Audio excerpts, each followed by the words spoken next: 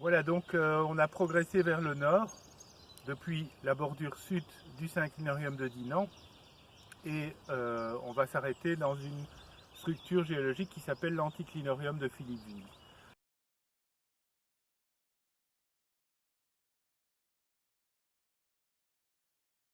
Alors cette structure géologique est un peu intermédiaire entre le bord sud du synclinorium de Dinan et le bord nord, et donc en passant de la bordure sud à l'anticlinorium de Philippeville, on se rapproche du rivage. Donc on va avoir des zones un petit peu moins profondes de l'océan Réique.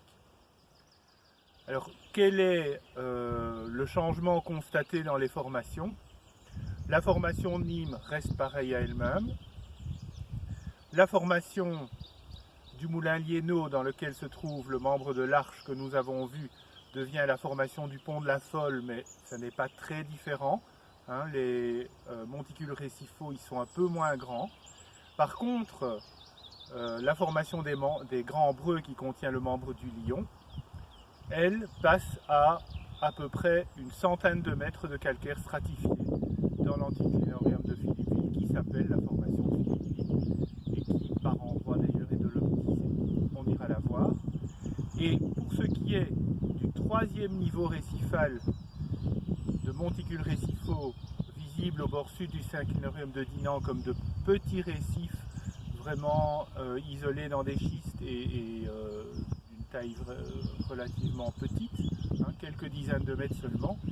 Dans l'anticlinorium de Philippeville, en fait, on passe à le membre de Petit Mont qui est extrêmement bien développé. Hein, ce sont des monticules qui ont à peu près 150 mètres de diamètre et une centaine de mètres d'épaisseur. Alors, ces monticules du membre de Petit Mont, dans le massif de Philippeville ou dans l'anticlinorium de Philippeville, les deux noms sont synonymes, ont fait l'objet d'une exploitation pour marbre. Alors, c'est pas un vrai marbre, c'est pas un calcaire métamorphique, c'est juste un calcaire qui se polit bien. Et vous voyez d'ailleurs ici un de ces blocs qui ont été prélevés dans une de ces carrières. Elles étaient très nombreuses au début du XXe siècle, il y en avait pratiquement une soixantaine. Maintenant, la plupart sont à l'abandon.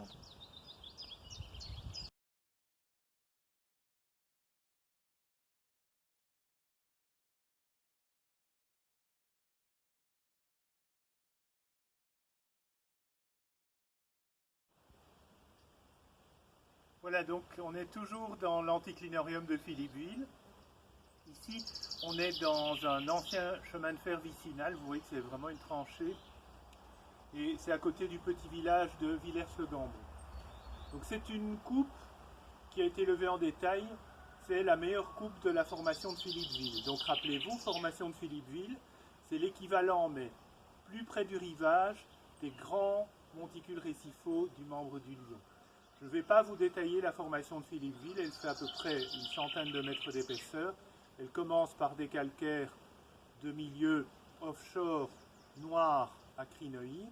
Et à partir d'un certain moment, sur plusieurs dizaines de mètres d'épaisseur, on a des calcaires à constructeurs. Ce sont surtout des stromatopores.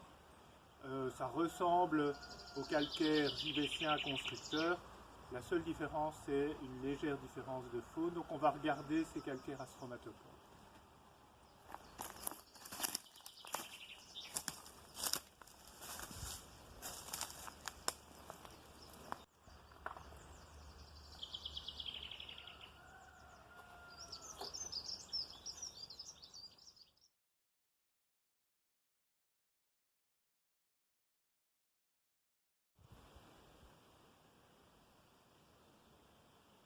Vous êtes face au premier monticule du membre de Petit Mont qu'on verra dans l'anticlinorium de Philippeville. C'est une carrière qui s'appelle carrière des Wayons. Alors si vous regardez le monticule, on ira voir certains faciès. En fait, au point de vue géométrique, il est incliné comme ça. Donc le haut est sur la droite, la base est sur la gauche. Et donc cette position permet en fait d'accéder au faciès de base, qu'on ne verra pas dans le deuxième monticule, celui de Beauchâteau, où n'affleure que la partie supérieure.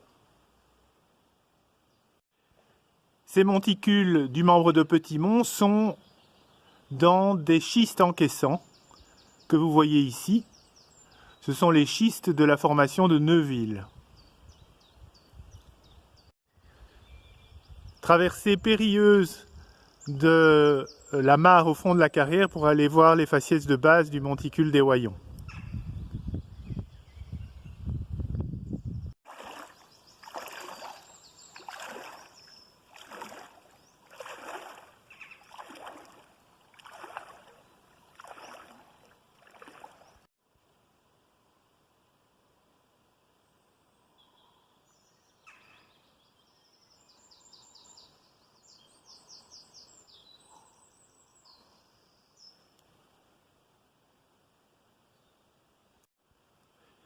Voilà le faciès de base commun à tous les monticules du membre de Petit Mont.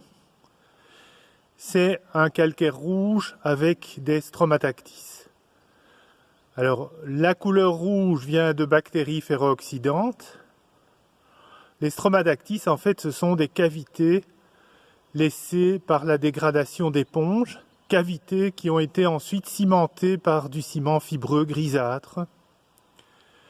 Alors c'est une communauté très simple, éponge-bactéries, et cette communauté très simple témoigne de profondeur relativement importante. Vous êtes ici lors du dépôt, sous la zone d'action des vagues de tempête et sous la zone photique.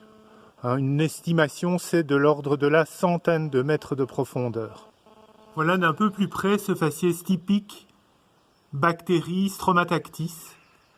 Et vous voyez que dans les stromatactis, en fait, il y a deux phases de cimentation. La première grise, avec du ciment fibreux et d'origine marine, donc très précoce. Et la deuxième blanchâtre est de diagenèse tardive. Donc cavité laissée par la dégradation d'éponges. Dans beaucoup de villages de l'anticlinorium de Philippeville, ici on est à Merlemont, les maisons sont construites avec des moellons de calcaire rouge qui viennent du membre du Petit Mont.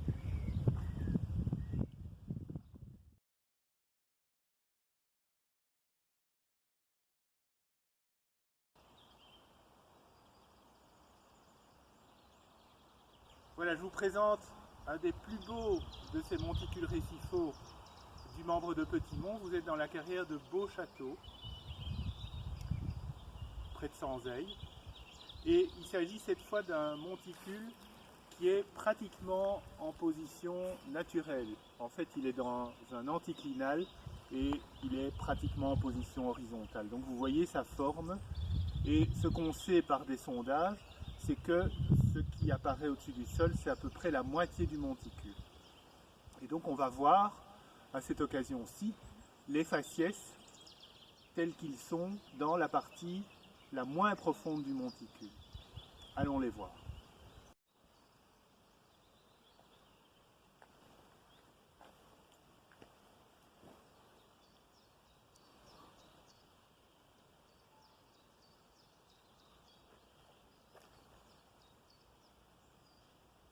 Donc ici vous êtes à peu près à la moitié du développement du monticule. On est déjà à des profondeurs relativement faibles. Vous voyez qu'il y a des constructeurs. Ici, une magnifique colonie de Dysphyllum. Et ces phases construites alternent avec ce que vous voyez en dessous, qui est en fait une coulée de débris, donc qui est une phase plutôt de destruction. Alors pourquoi une coulée de débris? Parce qu'on se situe ici pratiquement sur le flanc du monticule. Si je redescends encore un petit peu, vous voyez à nouveau une phase construite, et ainsi de suite. Alors, preuve supplémentaire du fait qu'on se situe sur un flanc, la structure que vous avez devant vous, en fait, il s'agit d'un slump, donc d'un glissement d'une série de couches sur la pente du monticule. Alors avant de quitter cet affleurement, un dernier mot sur la partie supérieure du monticule récifal. L'éclairage malheureusement n'est pas optimal, mais vous voyez en fait des zones massives, grisâtres, qui sont entrecoupées par des zones plus rouges, plus foncées et surtout plus stratifiées. En fait, les zones massives grisâtres, ce sont des faciès de type algaire, algomicrobien, qui ont poussé sur le flanc du monticule en tant que lentilles. Et ces lentilles construites sont environnées de faciès de coulées, telles celles que nous avons vues un petit peu plus bas. On arrive ici sur le flanc du monticule récifal. Vous voyez qu'on change de type de sédiments, ce ne sont plus des calcaires, ce sont des schistes. Et donc sur ce flanc, on voit la sédimentation off-reef. Donc c'est de la décantation argileuse. Alors il n'y a pas que ça, si je me rapproche un petit peu, vous voyez aussi des lentilles calcaires. Alors ces lentilles calcaires, c'est des greenstone acrinoïdes, ce qui signifie que sur le flanc du monticule, vous aviez aussi toute une communauté indigène de crinoïdes qui se plaçaient là pour profiter de l'augmentation des courants dus à la rupture de pente.